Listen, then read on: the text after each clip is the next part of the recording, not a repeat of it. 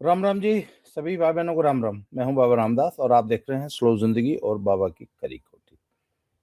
जैसा कि आप जानते हैं, इस समय हम पुणे महाराष्ट्र आए हुए हैं और यहाँ के लोकल बॉडीज जो म्युनिसिपल इलेक्शंस हैं उसमें भाजपा के लिए प्रचार कार्य कर रहे हैं। ये हमारा अपना इनिशिएटिव है। मुझे लगता है कि ये मेरा राष्ट्रीय, सामाजिक और धार्मिक कर्तव्य है कि मैं भारत में एक सनातनी इकोसिस्टम बनाने में अपना योगदान, जो भी थोड़ा बहुत मैं गिलहरी योगदान दे सकता हूं, वो दूं। कल सारा दिन हमने जो है यहाँ पुणे में प्रचार किया। यहाँ का सिस्टम ये है कि हम यहाँ के लोकल स्थानीय जो भाजपा कैंडिडेट्स हैं उनसे संपर्क करते हैं। आते ही ये काम हमने 2 दिन पहले कर लिया था, उनसे कोऑर्डिनेट कर लिया था। उसके बाद हम आए तो इनका जो प्रचार करने का पुणे में जो तरीका है वो ये है कि ये यहाँ पे बहुत बड़ी बड़ी हाउसिंग सोसाइटीज हैं। यहाँ एक एक सोसाइटी में हजारों फ्लैट्स हैं। तो वहां पे ये जो फ्लैट के नीचे जो कम्युनिटी स्पेस होता है वहां पे छोटी छोटी मीटिंग्स ऑर्गेनाइज करते हैं। और तो यहाँ पे 4 कैंडिडेट्स हैं। तो वो चारों कैंडिडेट्स हमारे साथ होते हैं, हम जाते हैं और फिर सब लोग अपने अपने तरीके से वोट डालने की अपील करते हैं। तो 7-8 सोसाइटीज हमने कल सुबह कवर की थी। फिर दिन में 1-1.5 घंटे रेस्ट के बाद शाम को करीब 4 बजे से हम लोगों ने दोबारा शुरू किया और रात को 12:30 बजे तक प्रचार चला। अब भी सुबह के इस वक्त 8-8:30 हुए हैं और अब मैं इस वक्त एकदम तैयार बैठा हूं। तो मुझे लगा 10 मिनट का समय है तो एक वीडियो बना लेते हैं। तो अभी हम प्रचार के लिए निकलेंगे और आज हम दोपहर में तो सोसाइटीज कवर करेंगे। शाम को 6-7 मंदिरों में, यहाँ पे जब आरती होती है मंदिरों में तो काफी भीड़ होती है, तो मंदिरों में हम जो श्रद्धालु हैं उन्हें संबोधित करेंगे। शुरू में तो मुझे बड़ा अजीब सा लगता था कि मंदिर में हम राजनैतिक बात कर रहे हैं, पर मेरी बात कभी भी राजनीतिक नहीं होती। मैं तो हिंदू धर्म, सनातन धर्म की रक्षा की अपील करता हूँ कि आप ये वोट 4 कारपोरेटर्स चुनने के लिए नहीं कर रहे हैं, बल्कि सनातन धर्म की रक्षा, इस सनातनी इकोसिस्टम को मजबूत बनाने के लिए आपका ये वोट जरूरी है। तो शाम को हम 6-7 मंदिरों में जाएंगे। तो आज की चर्चा हम शुरू करते हैं। उससे पहले मैं ये एक दर्शकों से अपील कर लूं कि मेरी ये पुस्तक है, ये मिरर इमेज है इसलिए आप इसका नाम नहीं पढ़ पा रहे होंगे। इसका नाम है दद्दा की खरी खरी। ये मेरे लेखों का संकलन है। बड़ी अच्छी पुस्तक है। इसका मूल्य है 600 रुपया। देखिए, असल में पुस्तक का मूल्य 600 नहीं है। 600 रुपए की जो राशि है वो खर्च होनी है हमारे मंदिर आश्रम में जो प्रस्तावित गौशाला और पशु चिकित्सालय का जो निर्माण होना है उसके लिए। तो यदि आप ये पुस्तक मंगाते हैं तो आपका योगदान हो जाएगा 600 रुपए का उस गौशाला में। तो आप अपना सहयोग दे सकते हैं। ये जो सामने नंबर चल रहा है 7696409623, इस पे गूगल पे, फोन पे, पेटीएम या इस अकाउंट नंबर में आप ये राशि भेज सकते हैं। इससे कम और ज्यादा भी भेज सकते हैं, वो गौशाला की सहयोग राशि हो जाएगी। ऊपर जो क्यूआर कोड है उसमें भेज सकते हैं। और इसी नंबर पे 7696409623 पे अपना address, phone number, pin code, landmark, ये सब हमें लिख भेजिए, व्हाट्सएप कर दीजिए, जिससे कि हम आपको पुस्तक भेज सके। अब आ जाते हैं आज के विषय पे। अब कुछ दिन पहले ये कांग्रेसी इकोसिस्टम आरोप लगाता था कि मोदी जी सारे प्रोजेक्ट्स झटक के गुजरात ले जाते हैं। बात भी सही थी। टाटा जो है वो सिंगुर बंगाल में नैनो बना रहे थे, तो मोदी जी झटक के उसको साणंद ले गए, गुजरात में, अहमदाबाद के पास। और उसके लिए उसके लिए दोषी तो ममता बनर्जी है ना, जिन्होंने टाटा को सिंगुर से उजाड़ दिया, ये कहते हुए कि हम किसानों की जमीन नहीं देंगे, जबकि जमीन तो मिल चुकी थी और वहां पे टाटा ने बकायदा अपना प्लांट लगा दिया था। उस लगे लगाए प्लांट को उखड़वा दिया ममता बनर्जी ने। आज वो जमीन भी वैसे बंजर पड़ी। भाई, जहां पे इतना बड़ा इंडस्ट्रियल डेवलपमेंट हो गया, अब उस जमीन पे आप क्या खेती करोगे? वहां तो सब कंक्रीट बिछा हुआ है और वो पूरी जमीन खाली पड़ी है। जैसे ही टाटा ने अनाउंस किया कि ठीक है भैया, हम नहीं रहते बंगाल में, हम तो जा रहे हैं, तुरंत मोदी जी ने उनको फोन किया, टाटा जी स्वागत है आपका, गुजरात में आइए। और आपको पता है मात्र 3 दिन के अंदर साणंद में 3 दिन के अंदर पूरा प्रोजेक्ट कंप्लीट करके मोदी जी ने, जब मोदी जी वहां सीएम थे, अभी पीएम नहीं बने थे, और टाटा को उस साणंद में नैनो का प्रोजेक्ट लगाने के लिए जमीन दे दी थी।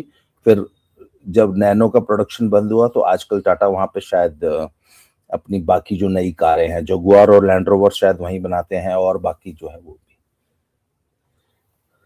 अब ये आरोप सिर्फ मोदी जी पे नहीं, वो समय आ गया है कि ये आरोप अब योगी जी पे लगा करेगा। ये सारे प्रोजेक्ट तो योगी जी झटक के ले जाते। बात सही है। कल पता है लखनऊ में एक बड़ी इंपॉर्टेंट घटना हुई है। आपको ध्यान होगा कुछ लोगों को कि पुराने जमाने में स्कूटर्स इंडिया लिमिटेड करके एक स्टेट ओन्ड सरकारी फैक्ट्री हुआ करती थी, जहां विजय और लंबरेटा स्कूटर्स बना करते थे लखनऊ में, सरोजनी नगर में। 140 एकड़ का एक प्लॉट था, उसके ऊपर ये इंडस्ट्री थी। फिर वो स्कूटर्स की डिमांड कम हो गई, स्कूटर्स वो पुराने जमाने के 2 स्ट्रोक स्कूटर्स हुआ करते थे, वो बंद हो गया कुल मिला के। ऐसी और भी बहुत सारी फैक्ट्रीज होती थी, एचएमटी की फैक्ट्रीज होती थी, अपट्रॉन होती थी। पुराने जमाने में तो सरकार ये सब काम भी करती थी ना, इंडस्ट्री चलाती थी। तो स्कूटर इंडिया 2021 में टोटली बंद हो गई, तो वो 140 एकड़ जमीन जो है वो खाली पड़ी थी। तो योगी जी ने, जब योगी जी सीएम बने तो योगी जी ने कहा कि इसको किसी अन्य इंडस्ट्री को दिया जाए। तो अशोका लेलैंड के जो हिंदुजा ग्रुप की है उनको इनवाइट किया गया और उनको 70 एकड़ जमीन दी गई। कल उस फैक्ट्री से, अशोका लेलैंड की जो नई फैक्ट्री बनी है स्कूटर्स इंडिया लिमिटेड वाले प्लॉट पे, वहां से कल इलेक्ट्रिक व्हीकल्स, ईवी की बसेस बना रहा है हिंदुजा। और वहां से पहली खेप कल निकली। कल राजनाथ सिंह जी और योगी आदित्यनाथ जी, ये दोनों उन्होंने फ्लैग ऑफ किया और पहली खेप कल ईवी की प्रोडक्शन शुरू हुई। आपको ताज्जुब होगा कि 2022 आई थिंक अक्टूबर 2022 में वो जमीन आवंटित की गई थी, और मात्र 3 साल के अंदर पूरा प्रोजेक्ट बना के वहां से प्रोडक्शन स्टार्ट करके कल पहली गाड़ी निकल गई। अभी जो वहां पे इंडस्ट्री चल रही है उसमें 2500 गाड़ियां, इलेक्ट्रिक व्हीकल्स, बसेस साल की बनेगी, 2500। और धीरे धीरे इस कैपेसिटी को 5000 व्हीकल्स करने का विचार है। अभी वहां पे 70 एकड़ जमीन बाकी है, तो वहां पे ईवी का हब बनाने जा रहे हैं योगी जी।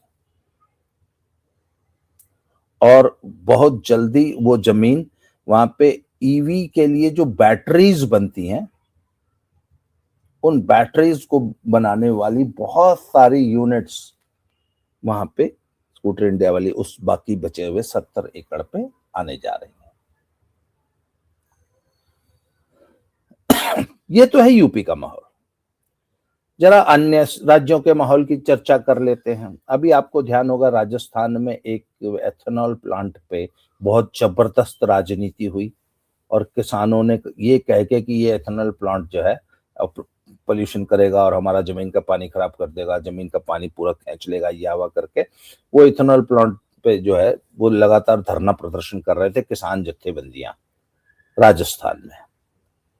तो उस इंडस्ट्री के मालिक ड्यून्स करके कोई कंपनी है, मोहाली में रजिस्टर्ड है, उन्होंने कह दी कि अपनी ऐसी तैसी कराओ, हमें तुम्हारे स्टेट में अपना एथेनॉल प्लांट लगाना ही नहीं, हम चले। वो चल दिए। योगी जी ने तुरंत फोन किया, जैसे मोदी जी ने किया था ना। योगी ने कहा अरे भैया क्यों परेशान हो रहे हो, हमारे पास आओ यार, हमारे पास किसी चीज की कमी नहीं है, 15 दिन के अंदर आपका प्लांट सैंक्शन करेंगे, आप बनाइए और एथेनॉल बनाना शुरू कीजिए। आपको मालूम उस प्लांट में एक मालगाड़ी, 56 वैगन्स की एक मालगाड़ी रोज अनाज की खपत होनी थी, चावल की कनी और मक्का की। कि किसान इसका एथेनॉल में जब से मक्का लगने लगी है, मक्का का रेट दुगना हो गया किसान का। जो मक्का पहले 9, 10, 11, 12, 13 रुपए किलो बिका करती थी, आजकल वो 22, 24, 26 रुपए किलो बिक रही है। इतनी मक्का की खपत एथेनॉल में होती। राजस्थानियों ने वो प्लांट बंद करा दिया। योगी जी ने कहा हमारे पास आओ और सुनो। पंजाब में भी यही हाल है, हम इंडस्ट्री को जमीन नहीं देंगे, हम एक्सप्रेसवे के लिए जमीन नहीं देंगे, जमीन हमारी मां है। मत दो भैया। योगी जी कहते हैं हमारे पास आओ, हमारे पास बहुत जमीन है। अब योगी जी के पास जमीन कहां से आ गई आपको मालूम है? योगी जी अपने राज्य में 13 एक्सप्रेसवे प्रोजेक्ट्स बना रहे हैं। एक गंगा एक्सप्रेसवे है जो अभी चालू होने वाला है इसी साल। वैसे तो माघ मेला तक उसको चालू करने का टारगेट था, पर 2-3 महीने की लेट है। पर बता रहे हैं कि 2026 में हर हालत में मेरठ से प्रयागराज तक गंगा एक्सप्रेसवे चालू हो जाएगा। उस एक्सप्रेसवे के दोनों तरफ हजारों हजारों एकड़ जमीन एक्वायर की गई है इंडस्ट्रियल जोन के लिए। ऐसे 13 एक्सप्रेसवेज हैं। Yamuna expressway, Lucknow expressway, Bundelkhand expressway, Purvanchal expressway, उसके बाद पूर्वांचल से लिंक करने वाला गोरखपुर एक्सप्रेसवे, उसके बाद लखनऊ से कानपुर को लिंक करने वाला, दिल्ली से देहरादून को लिंक करने वाला। ये इतने सारे जितने प्रोजेक्ट्स हैं, हर हर इंफ्रास्ट्रक्चर रोड का जो प्रोजेक्ट है एक्सप्रेसवे स्पेशली, उसके किनारे इंडस्ट्रियल हब के लिए योगी जी ने 500-500, 1,000, 2,000, 5,000 एकड़ जमीन एक्वायर करके ऑलरेडी रख ली है। वहां पे रोड्स डेवलप कर दी गई हैं, वहां पे बिजली के लिए पावर हाउसेस लगा दिए गए हैं, डिस्ट्रीब्यूशन की लाइंस बिछा दी गई हैं। प्लॉट्स जो हैं 1 एकड़ से लेके और 50 एकड़ तक के प्लॉट ऑलरेडी बना दिए गए हैं। और जब भी इन्वेस्टर समिट होता है तो हजारों कंपनियां आती हैं, उनको बोलते हैं भैया ये जमीन तैयार पड़ी है, रोड तैयार है, पूरी की पूरी क्लियरेंसेस 15 दिन में देंगे आपकी इंडस्ट्री को, और आइए इंडस्ट्री लगाइए। एक शर्त है, जिस दिन जमीन आवंटित होगी उसके एक टाइम फ्रेम के अंदर आपको प्रोडक्शन हर हालत में स्टार्ट करना है। ये नहीं कि जमीन लेके छोड़ दी, इन्वेस्ट कर दिया, नो। 3 साल के अंदर या 2 साल के अंदर, डिपेंडिंग अपॉन प्रोजेक्ट कितना बड़ा है, आपको उतने साल के अंदर वहां वो यूनिट स्टार्ट करनी है। एक एक यूनिट से हजारों लोगों को रोजगार मिलता है। हर यूनिट के साथ एक छोटी छोटी एंसिलरी यूनिट्स होती हैं। जैसे फॉर एग्जांपल अगर कोई कोई भी एक इंडस्ट्री है जो कोई एक प्रोडक्ट बनाती है, तो इनफैक्ट वो प्रोडक्ट कई पार्ट्स की असेंबली होती है। जैसे एक कार है, एक कार में हजारों प्रोडक्ट्स बनते हैं। उस प्लांट में तो खाली उन सभी पार्ट्स को असेंबल किया जाता है।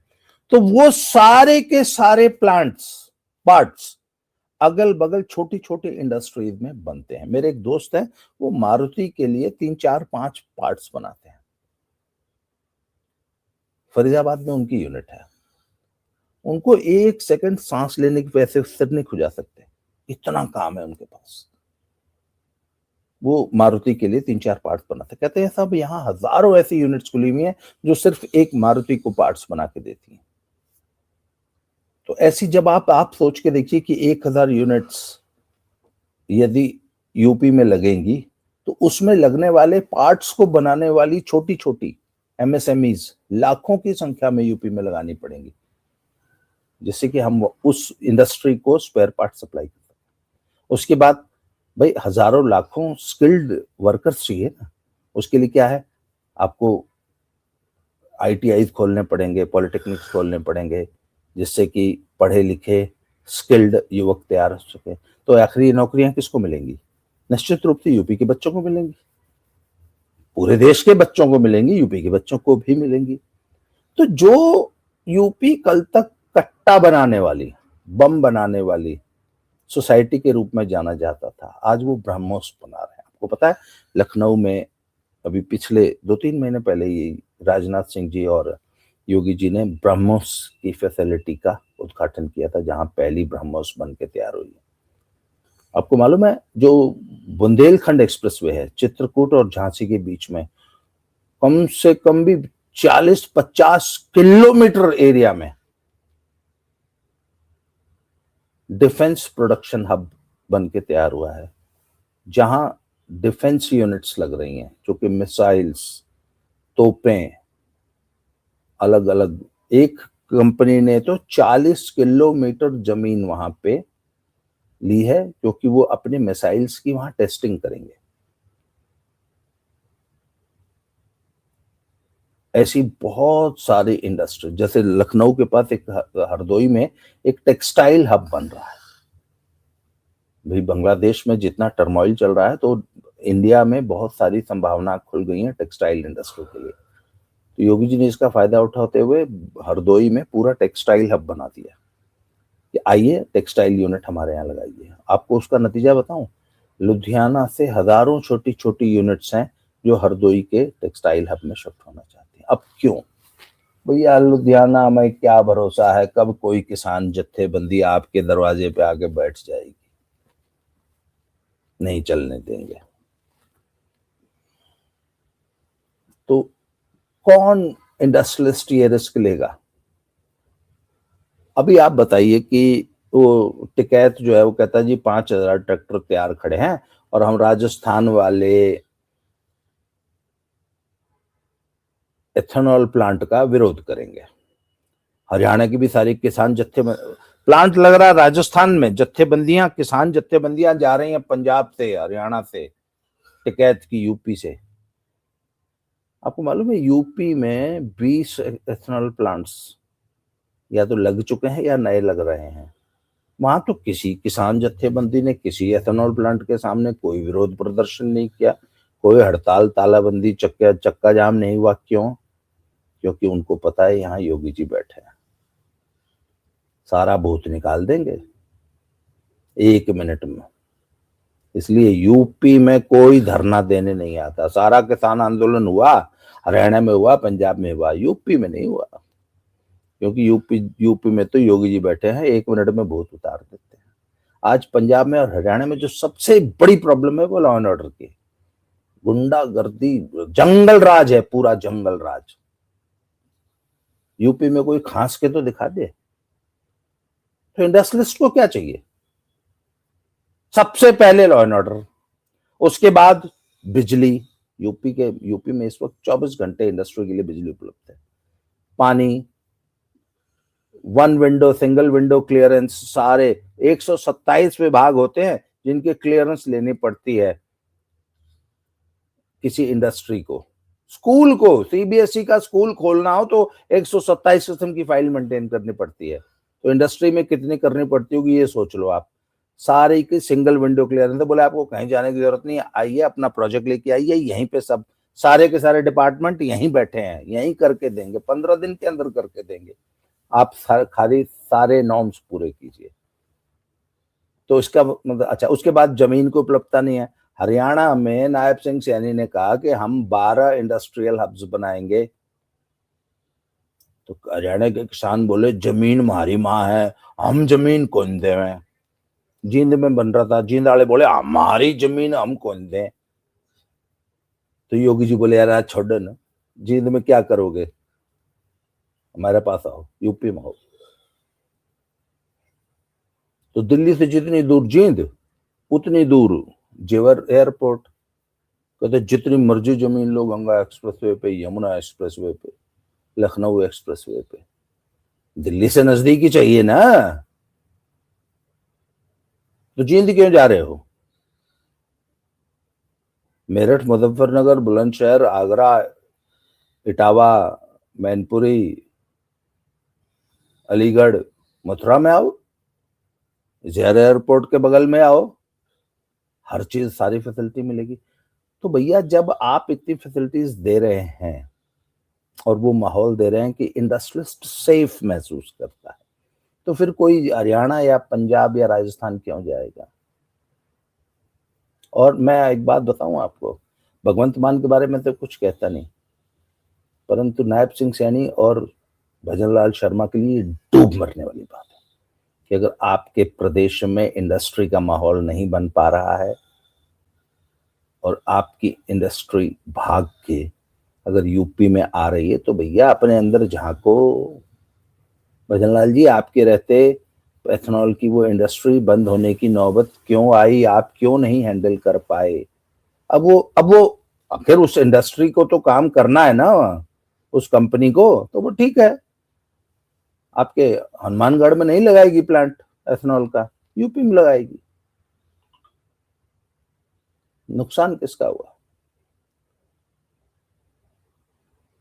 सैकड़ों बच्चों की नौकरी लगनी थी, लाखों लाखों लोगों को, किसानों को उनका प्रोडक्ट वहां बिकना था। वो किसान जो कि आज सिर्फ गेहूं और धान के कुचक्र में फंसे हुए हैं, उनके लिए मक्की लगाने का, डाइवर्सिफाई करने का एक बहुत गोल्डन चांस था, वो चला गया। अब तो पंजाब का किसान तो लाभान्वित नहीं होगा, हरियाणा का नहीं होगा, राजस्थान का नहीं होगा, अब तो यूपी वाला होगा ना, क्योंकि इंडस्ट्री तो यूपी में लगेगी। किसके बच्चों को नौकरी मिलेगी? यूपी वालों को मिलेगी। तो फिर कल को आप कहोगे कि सारे इंडस्ट्री तो योगी जी खींच के ले गए। तो भैया योगी जी ने माहौल बनाया है। जो कभी बीमारू स्टेट, आज से 10 साल पहले कोई इंडस्ट्रियलिस्ट यूपी का नाम नहीं लेना चाहता था। आज कोई इंडस्ट्रियलिस्ट हरियाणा, पंजाब, राजस्थान का नाम नहीं लेना चाहता, कहता है हमें तो यूपी जाना है। क्यों? UP is the best place to invest, UP is the best place to work, UP सबसे सबसे सुरक्षित राज्य है रहने के लिए, काम करने के लिए, क्योंकि सारी फैसिलिटीज योगी जी प्रोवाइड कर रहे हैं। इसे कहते हैं तरक्की, इसे कहते हैं डेवलपमेंट, कि एक इंडस्ट्री को रातों रात, एक प्रदेश को चुटकियों में, कुछ सालों में सुधार के बीमारू स्टेट से एक डेवलपिंग स्टेट के रूप में विकसित कर देना।